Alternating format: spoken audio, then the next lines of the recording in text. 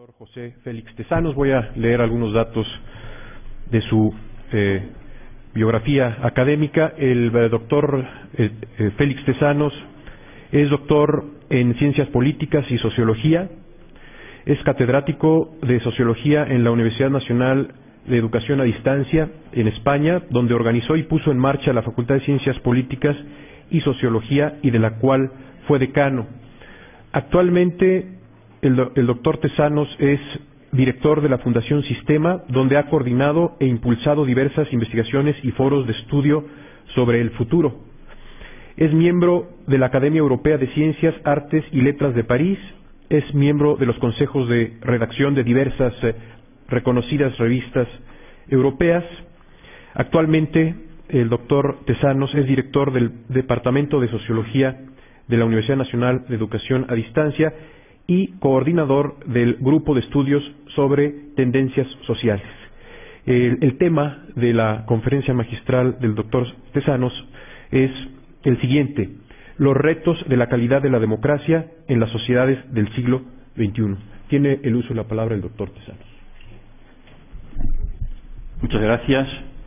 Para mí es un honor estar en esta universidad y en este país que probablemente no se recuerda hoy en día, pero para los españoles que luchamos por la democracia fue el hogar político de muchos exiliados de la Segunda República y, por lo tanto, México siempre está en nuestro corazón, y el viejo presidente Cárdenas y el ejemplo de los mexicanos en un momento en que prácticamente todos los países del mundo dieron la espalda a los exiliados, los que habían creído en la Constitución de la Segunda República Española. Por lo tanto, me llena de honor y me llena de emoción estar aquí con ustedes en este debate tan interesante que están planteando.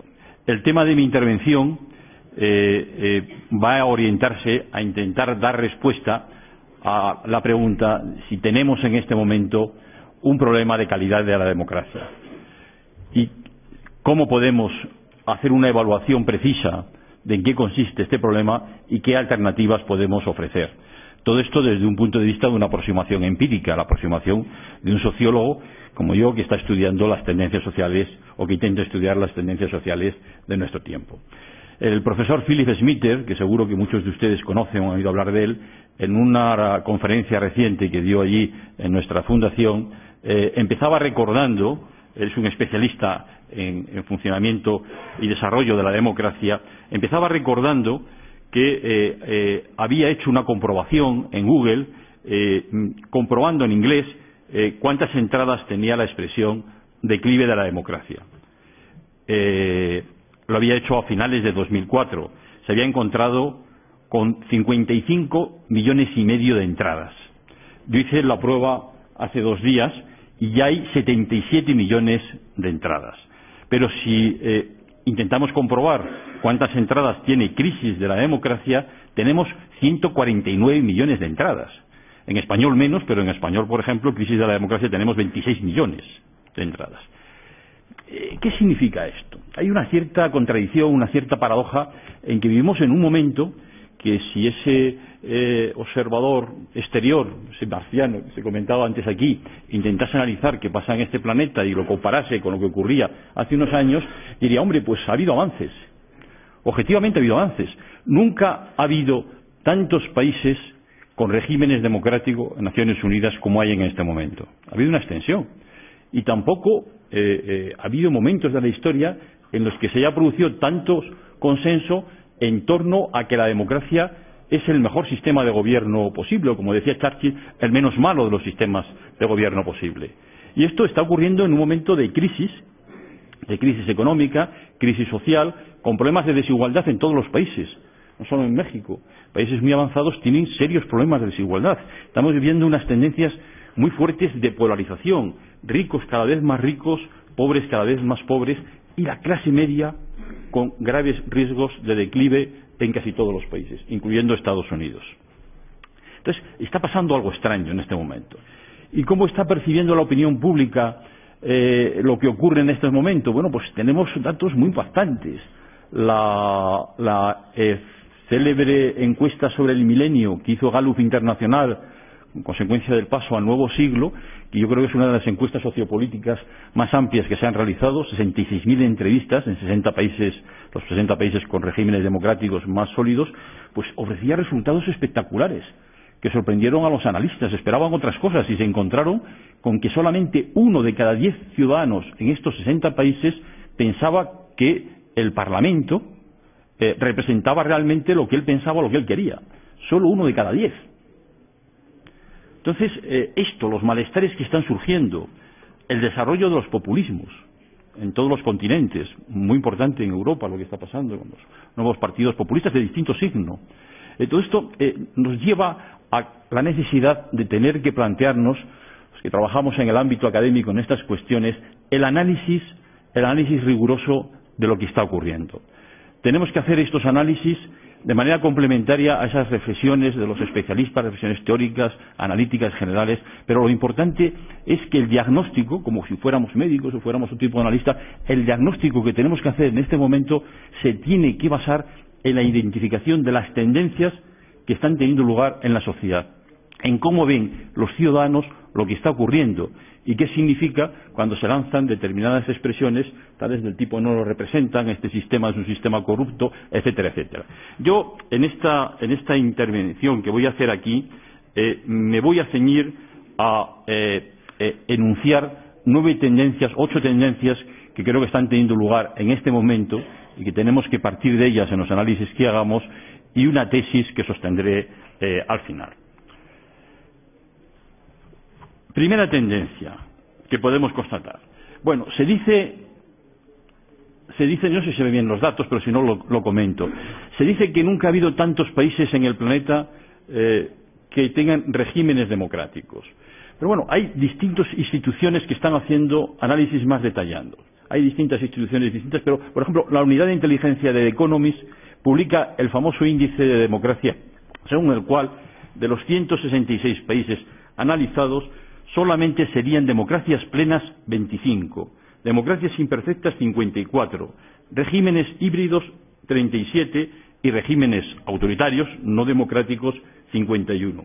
Claro, desde el punto de vista de la población, la realidad es que más del 50% de la población del planeta en este momento está viviendo en regímenes no democráticos. Sí ha habido una expansión, pero tenemos a más de la mitad de los pobladores de este planeta en situaciones de no disfrute de la democracia. Bueno, ¿cuál es la situación desde el punto de vista de algunos países? Paradójicamente, en España, imagino que hay mucha crisis comentario crítico. Bueno, España está todavía dentro de los 25 países que se consideran democracia plena. Estados Unidos, en alguno de estos años, no ha estado en ese régimen. No ha estado entre los países considerados debido a determinadas iniciativas legislativas y a determinadas situaciones. Francia está en el puesto 27, está en el puesto de las democracias imperfectas, según estos indicadores de la unidad de inteligencia de Economist. Bueno, México está en el puesto 51 de 167, es decir, en la primera mitad de arriba, ¿no? Bueno, en cualquier caso, tesis, más de la mitad de la población no está viviendo en regímenes democráticos. Segunda tesis. Hay que ser conscientes a la hora de hacer diseños políticos y propuestas que el interés de los ciudadanos en este momento por la política es un interés decreciente y escaso. En el caso de los países europeos, solamente hay 6 países en Europa en los que más de la mitad de la población, en torno al 50% de la población o más, tengan interés por la política. Estamos en un contexto de creciente desinterés y luego veré algún dato de cierto declive, digamos, en la manera en que los ciudadanos se asoman a las cuestiones políticas. Tercer lugar, tercera hipótesis o tercera tesis. Cuando se dice que el contraste de nuestra época de crisis y de dificultades, con la crisis de la Gran Depresión de los años 20, es que durante aquellos años la crisis, el aumento del paro, de las desigualdades, condujo a un cuestionamiento sustantivo del valor de la democracia y de los regímenes democráticos, y se dice que en comparación en este momento no sucede lo mismo. En este momento todo el mundo, incluso los sectores que son más críticos con el Estado establecido, parten de considerar que la democracia es el mejor sistema de gobierno y defenderla. En los años 30 se desarrolló lo que se conocía como la personalidad autoritaria, que los especialistas de la escuela de Frankfurt intentaron medir con la escala F, la evolución de la mentalidad hacia posiciones en las que se consideraba que lo mejor era que una persona destacada decidiera por todos, que ya estaba bien de lío, de discrepancias, de barullos políticos, que lo que hacía falta eran líderes fuertes. Y sin embargo se dice actualmente eso no está ocurriendo. Actualmente la crítica no lleva a cuestionar la democracia, sino a exigir una democracia de más calidad. Ahora lo que se quiere es más participación, no líderes autoritarios que decidan. Bueno, ¿estamos convencidos de que esto es así? ¿Está ocurriendo en todos los países? Yo creo que esto es un tema que tiene que ser investigado. En España es una especie de tópico considerar que el régimen democrático está completamente asentado, y en las investigaciones del CIS y de otros organismos se incluye la pregunta clásica de los manuales de si se piensa que la democracia es el mejor régimen de política. Bueno, pues en España lo que se está viendo es que desde el año 2003 hay un descenso de la proporción de la población que está de acuerdo con esta afirmación. En el año 2003 era un 89,6%. El último año del que hay datos, no hay datos posteriores, es un 77%. Es decir, son las pequeñas tendencias que, igual que en medicina, a veces hay pequeños malestares que dicen son cosas poco importantes, pero bueno, el pequeño malestar, si va en ascenso, se puede convertir en una patología grave. Está disminuyendo la aceptación, que es la base de legitimidad de los regímenes democráticos. Cuarta tesis que quería resaltar a la hora de hacer diseños políticos, a la hora de plantear alternativas políticas.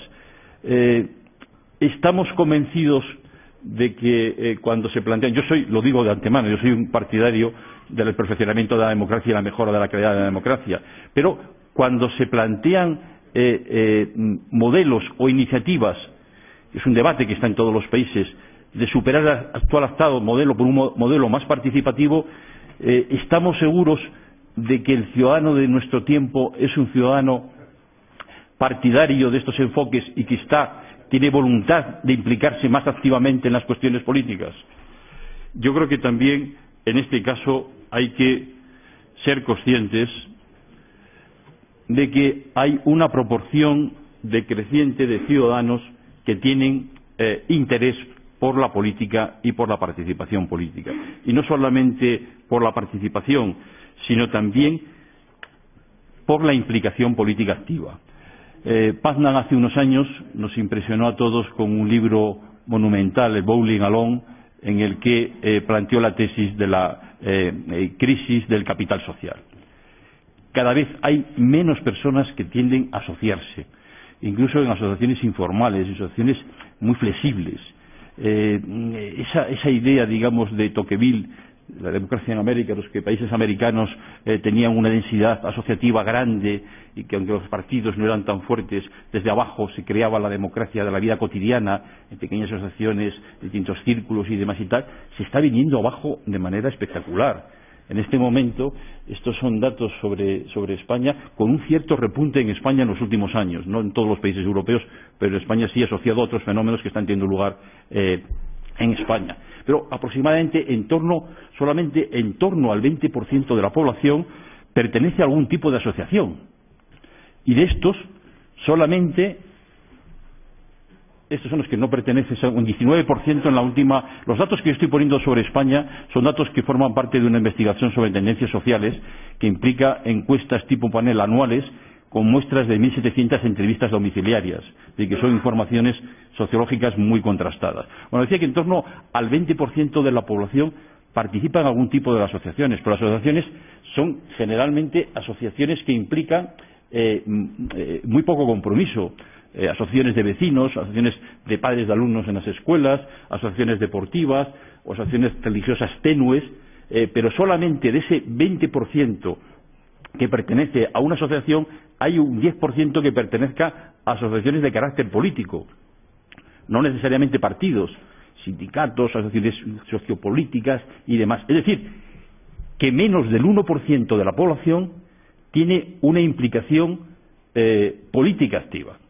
En el caso de Estados Unidos, según los estudios de Putnam y otros investigadores, el declive es aún mucho mayor. El título del libro de Bowling Alone es que los famosos campeonatos de bolos que los americanos generaban una densidad asociativa muy grande ya no se van a poder celebrar porque no hay gente que esté asociada ni que quiera tener puestos de responsabilidad, de organización en estas entidades. Y sobre todo entre los jóvenes. Es decir, que hay un corte generacional que está dando lugar a un nuevo tipo de experiencias. Por lo tanto, cuarta tesis, no hay tanta predisposición participativa como a veces los académicos o los periodistas planteamos en los debates, y yo por lo tanto sostengo que es necesario que los debates que se hagan sobre estas materias tienen que estar fundados en evidencias empíricas, en datos concretos, porque si no nos podemos encontrar con las paradojas de que las propuestas que se puedan hacer para mejorar la democracia no la mejoren, sino que la enturbien, que hagamos cosas que luego no tengan eco importante. Quinta tesis importante, como es importante, el mando a distancia ha dejado de funcionar. Bueno, no sé si alguien puede pasar a la siguiente diapositiva, pero esto en este momento no sé si está allí. Bueno, la quinta tesis es que hay en este momento un riesgo importante de pérdida en la credibilidad de las instituciones políticas. Ahí está, ha pasado perfectamente, muchas gracias.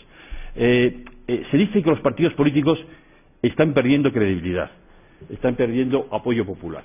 Pero no solamente son los partidos políticos, sino son general todas las instituciones, los sindicatos, el gobierno, el Parlamento, los medios de comunicación. En el corto periodo de años que cubre nuestra investigación, que son 20 años, en los 7, 8 últimos años, se ve en la gráfica, hay una tendencia decreciente del prestigio, del apoyo a todas las instituciones y la confianza que suscita todas las constituciones. Por lo tanto, no es cierto que estemos ante una crisis de los partidos políticos tradicionales, estamos ante una crisis institucional de carácter muy grave. Si se mantiene la cadencia progresiva de esta tendencia, en 10 años nos podemos encontrar ante sociedades que vivan en el descrédito institucional, no solo político, sino todos los elementos que articulan, que dan forma a nuestras sociedades. Bueno, esta es pérdida de confianza, es una pérdida de confianza que trasciende, afecta al ámbito constitucional, pero trasciende el ámbito de lo constitucional para plantear la hipótesis, el riesgo de sociedades con un componente de anomia política y anomia social muy considerable. Esto es cuando se conecta en sociedades en las que hay una pobreza, una tendencia de aumento de la pobreza, en las que hay carencias vitales para muchas personas, en las que hay un paro o una precarización laboral muy creciente, como decías tú antes, se convierte en un caldero de problemas que genera una desconfianza difícil de gestionar. Y tenemos que ser conscientes de que esto puede ocurrir en nuestras sociedades si no se rectifica desde una vía institucional. En sexto lugar,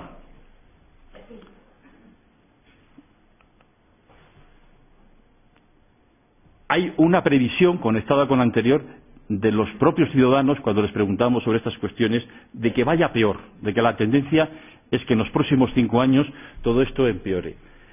¿Y quiénes son los sectores en los que tienen estas percepciones de empeoramiento en mayor grado? Los jóvenes, las personas que tienen más estudios, ¿sí? Sectores, digamos, que tienen que ver también, que refuerzan las tendencias, en la medida que el hecho de que esto sea más fuerte en los jóvenes quiere decir que cada vez va a acentuarse en el conjunto de la sociedad.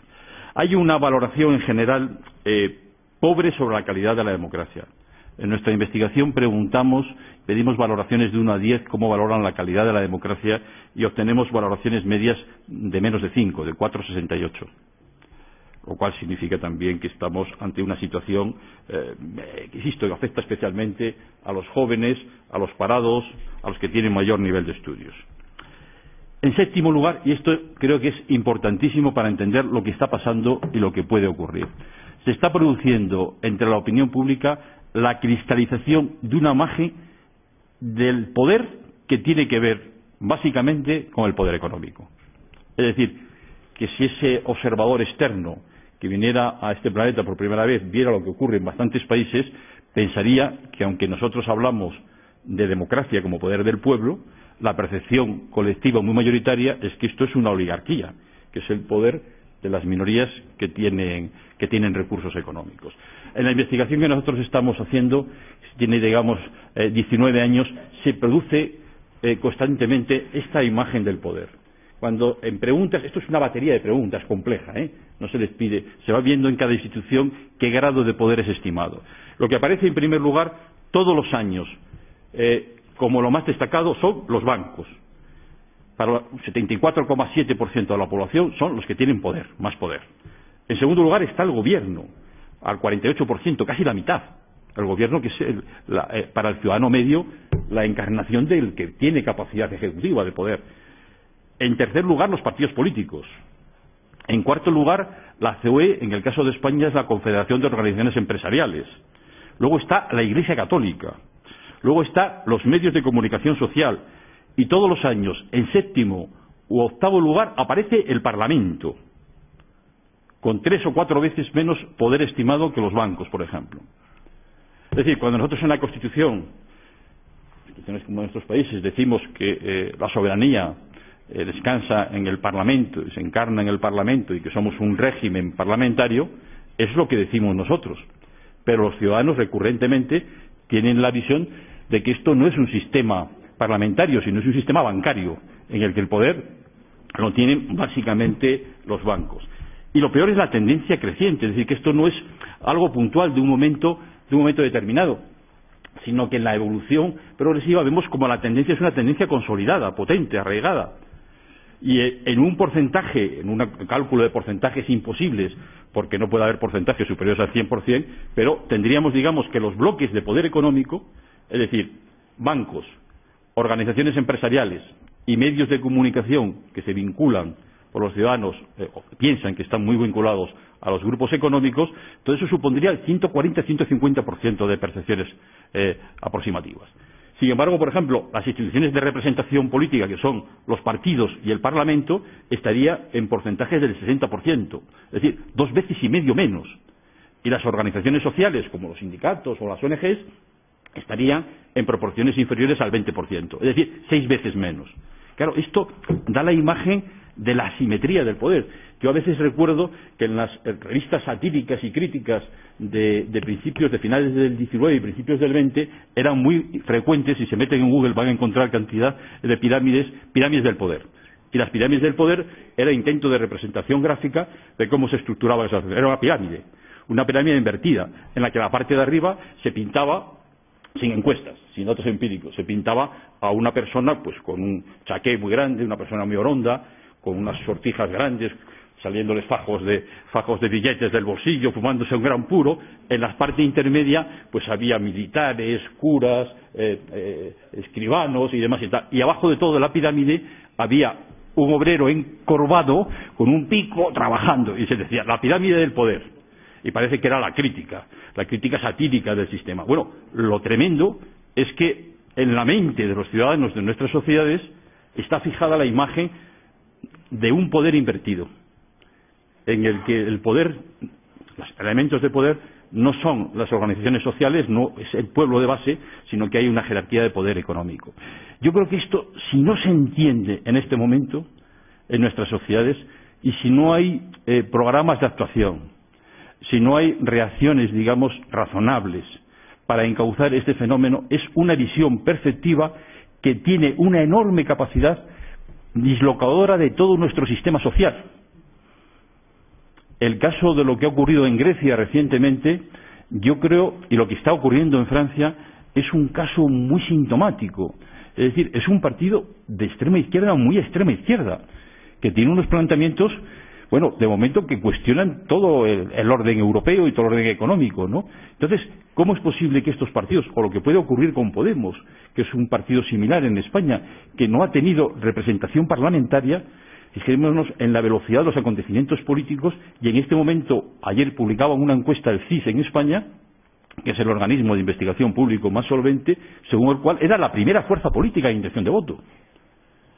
Es decir, que pueden surgir en periodos de lapso muy corto formaciones que no tienen un programa concreto. Su programa es no. Simplemente rechazar el Estado establecido. Y no sabemos qué viene después. Porque son personas que no han tenido una trayectoria y experiencia política. ¿Puede ocurrir esto en más países?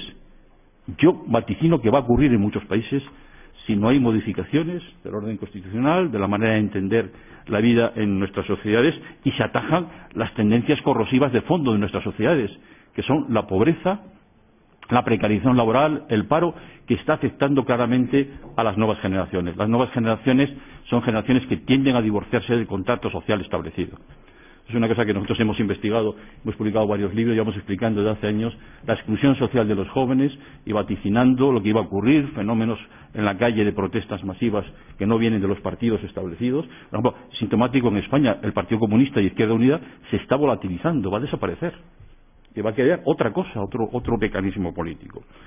Por lo tanto, séptima tendencia, asentamiento de una imagen sesgada y economicista del poder que de alguna manera impugna la lógica de lo que es la percepción, lo que tiene que ser la percepción de la democracia como el poder del pueblo.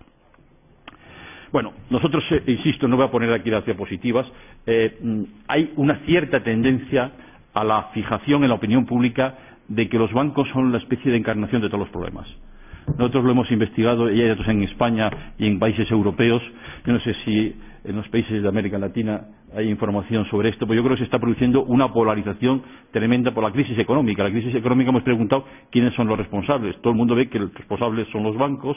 ¿Quiénes tienen poder? Los mercados tienen más poder que nadie. Es decir, cosas que no están definidas, digamos, perfectamente en el orden político. Y la tendencia que es muy clara, que cada vez se percibe que los bancos tienen más poder y los parlamentos menos poder. Esto para un sociólogo, para un analista, es el gráfico perfecto, una tendencia que se ve claramente. Si eso sigue, si el divorcio de esas líneas sigue acentuándose, lo que yo comentaba, dentro de 5, 6, 7 años no sabemos a qué situación podemos llegar. Estas son encuestas en las que se ve quiénes son los responsables de la crisis. Objetivamente, los responsables de la crisis económica están muy repartidos en muchos ámbitos, pero claro, se polariza la interpretación muy claramente en los grupos de poder económico.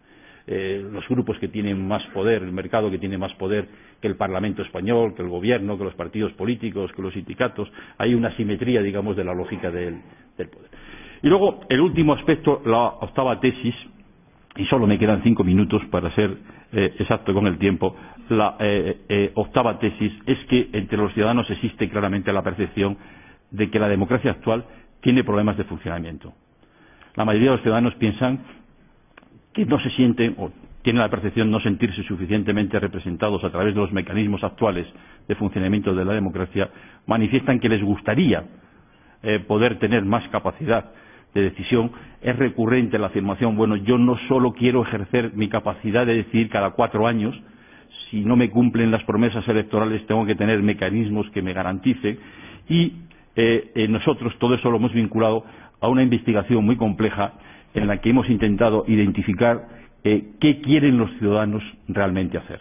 A partir de las coordenadas anteriores, de que no hay un impulso, no hay un deseo de participación, estar todo el día participando, estar todo el día en asambleas. No, el ciudadano quiere sistemas reglados, institucionalizados, pero quiere mecanismos. El voto, el escrutinio universal y el Parlamento nosotros no lo valoramos probablemente porque estamos dentro de ellos, son invenciones magníficas. Es un mecanismo preciso, sencillo, la emisión de un voto un día, la articulación de la representación de la voluntad y el Parlamento. No somos capaces de desarrollar ese mecanismo, que es un mecanismo que tiene un tiempo histórico muy acotado, con otros mecanismos complementarios, no que lo sustituyan, sino que lo perfeccionen, que lo complementen, que nos permita atajar todas esas tendencias erosivas que están produciéndose en la sociedad. Nosotros acabábamos la investigación que estábamos haciendo con una serie de preguntas abiertas. Vamos a ir a este gráfico, que es el que permite ver mejor los datos, en las que de manera abierta preguntábamos a ese grupo numeroso de encuestados qué querían que se hiciera, cómo les gustaría participar. Entonces, y qué reformas piensan que tendrían que hacerse en los regímenes democráticos actuales. De manera individual, por bloques homogéneos, lo primero que se menciona es la honradez. El elemento de la honradez, que es lo que ha impregnado la opinión pública, incluso en datos paradójicos en muchos países en los que ha habido, por ejemplo, se ha atajado de manera eficaz, con medidas, los problemas de corrupción, y a pesar de todo sigue aumentando la proporción de los que quieren que haya más honradez, es decir, que no haya una imagen cristalizada que deteriora la credibilidad del sistema. El segundo cuestión muy importante, que lo comentaba yo también con Diego el otro día, es el problema de la violencia y el terrorismo. Las sociedades actuales no pueden convivir con la inseguridad. Eso es una exigencia ciudadana clarísima y tiene cierta lógica, y se ha ido probablemente deteriorando las situaciones de inseguridad en casi todas las democracias. La inseguridad ciudadana, el robo, la violencia, también el terrorismo, y ahora el terrorismo islámico en los países de la cuenca del Mediterráneo, y no solamente en la cuenca del Mediterráneo. Todo esto genera una percepción de que eso es el segundo elemento que tiene que atajarse. Y luego, el tercero, y esto me parece lo más llamativo y se ve muy bien en el gráfico, dar más participación directa a los ciudadanos. Este tipo de encuesta es otra encuesta distinta que estamos haciendo desde el año 2001. Son 5 encuestas, pero fíjense que desde el año 2001 a 2013, que hicimos la última investigación, los que querían mecanismos de participación, que no saben definir bien, pero yo quiero decidir. Esto nos afecta a todos. Yo quiero tener algún mecanismo no cada 4 años, sino más cotidiano. Es decir, que ha pasado del 11% al 21%, se ha duplicado.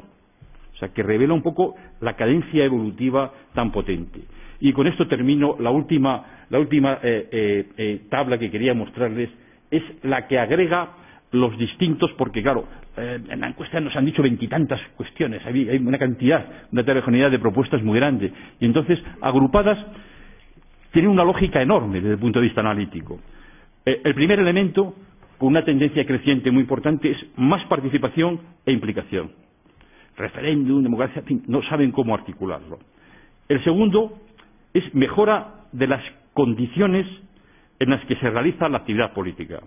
La honradez, la transparencia, el equilibrio de poderes, el bien ajuste de todos esos problemas que comentaba el profesor Diego Valadez y demás. Y en tercer lugar, las cuestiones relacionadas con la mayor igualdad social.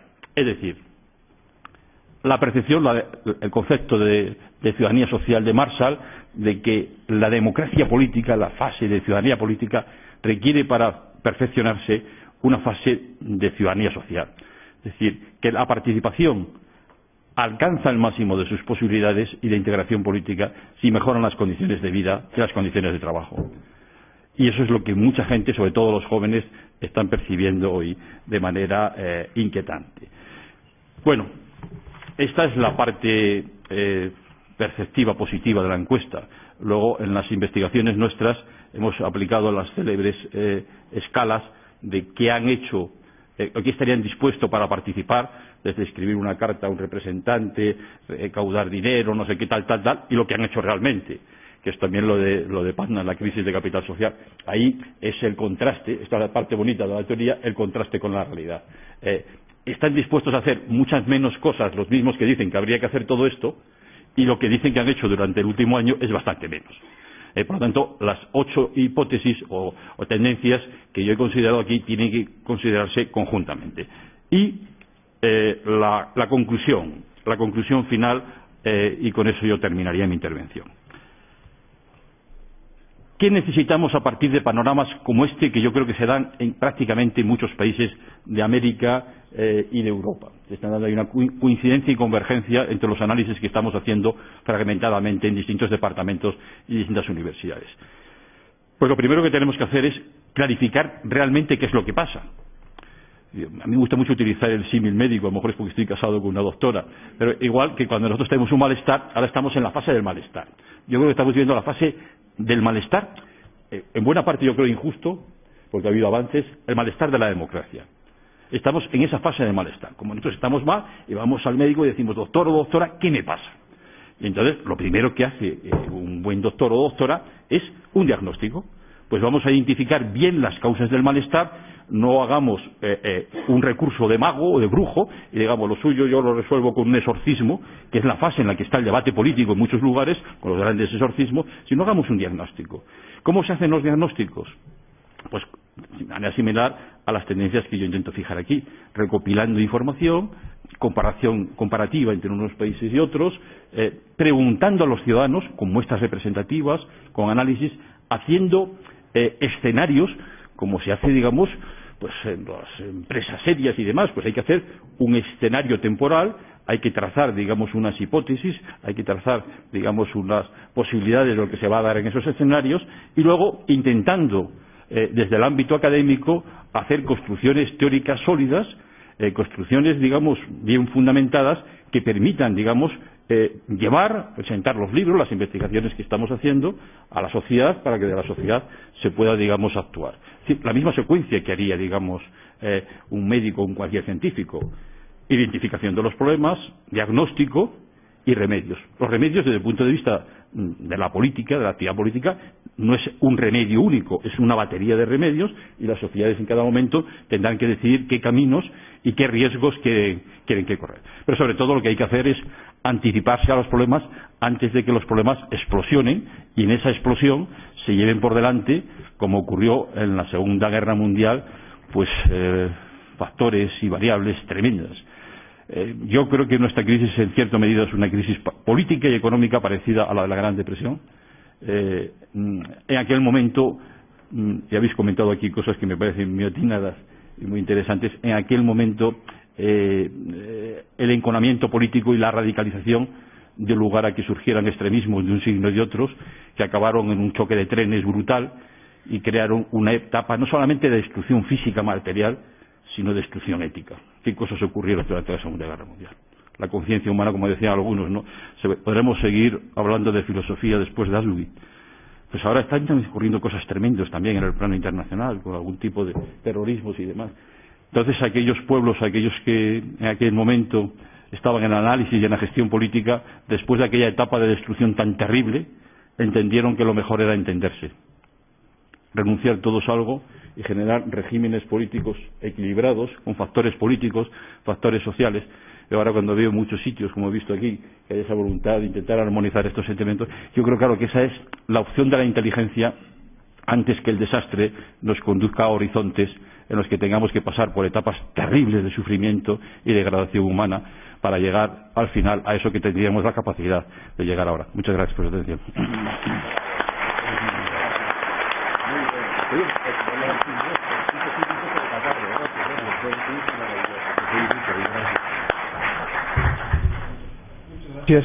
Muchas gracias, doctor Tezanos, por sus reflexiones. En México hemos construido desde hace décadas una democracia electoral formal, pero también desde hace lustros hemos venido discutiendo acerca de la necesidad de profundizar nuestra democracia. Y generalmente desde la academia o desde las instituciones políticas de inmediato se piensa en cambios institucionales y normativos. Pero lo que usted nos viene a proponer a través de sus interesantes reflexiones es que hay que ir más allá del cambio institucional y normativo. Se requieren cambios culturales, se requieren cambios sociales y económicos. Y nos plantea toda una agenda de temas. Moderar la desigualdad, evitar la polarización. No lo dijo de esa manera, pero de alguna manera nos lo sugiere. Generar clases medias, con empleo, con salario digno, con seguridad social, con vivienda. Se requieren nuevos tipos de liderazgo político que atraigan a los ciudadanos a la política, que sean capaces de generar confianza. Los actuales liderazgos no están conectando con la ciudadanía. Se necesita generar capital social. No es nada más los políticos. Se requiere capital social, interés por asociarse y asociados resolver problemas y participar. Crear tejido social. Ese tejido social que Tocqueville vio en la democracia en América o el que ha imaginado Habermas en facticidad y validez. Se requiere que las instituciones tengan estrategias para buscar recuperar prestigio social, que desde mi punto de vista pasa por el servir y representar a los ciudadanos. Se requiere la regulación y la limitación del poder político, del poder económico. Quizás ese es uno de los nuevos retos del constitucionalismo actual, centrar la atención no tanto como antaño, como hasta ahora, en el poder político, sino en el poder económico que controla al poder político. Y se requiere dar respuesta a la inquietud ciudadana de tener mecanismos efectivos de participación en la toma de decisiones que afectan su vida y su entorno. Nos plantea toda esta agenda de temas interesantes. Yo creo que, y con eso concluye usted y concluyo yo también, es necesario en México hacer un diagnóstico empírico, sólido, que sea la base de donde surjan propuestas de intervención para el cambio cultural, social, económico y jurídico institucional, que es lo que usted nos sugiere a través de su plática. Muchas gracias por estar aquí, gracias por sus reflexiones, y declaramos cerrada esta mesa y de inmediato pasamos a la que viene, que es sobre juicios orales. Vamos un poco colgados con el tiempo. Yo les pido a los ponentes de la siguiente mesa que se sirvan subir a este podio. Gracias.